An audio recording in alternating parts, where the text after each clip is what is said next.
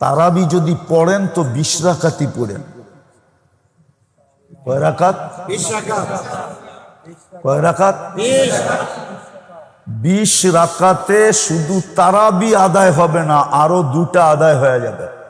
আল্লাহ যদি রমজান পর্যন্ত আমাদেরকে পৌঁছায় দেয়, দেখেন রাগ হয়েন না, আমার কথা মানেন। হইতে পারে এখানে কেউ থাকতে পারেন, আমি আপনার বিরোধিতা করতেছি না। 20 রাকাতের ভিতরে 3টা জিনিস রাখা আছে, তারাবিও রাখা আছে, কিয়ামুল লাইলও রাখা আছে, তাহাজ্জুদও রাখা আছে।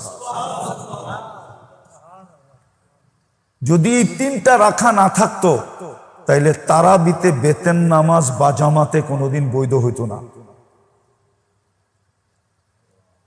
কেননা হাদিসে আছে ইজআলু সালাতাকুম বিতরা, ইজআলু আখিরা সালাতিকুম বিতরা।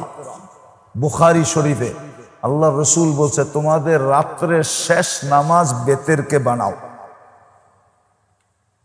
তো তারাবি পড়ার পরে মুসল্লিরা বলে ইমাম সাহেব তারাবি হয়ে গেল, কিয়ামুল লাইল হয়ে গেল 8 রাকাত, তাহাজ্জুদ হয়ে গেল 8 রাকাত, বাকি রইল বেতের, ওইটা আবার বাড়িতে লয়ে যাবো কেন?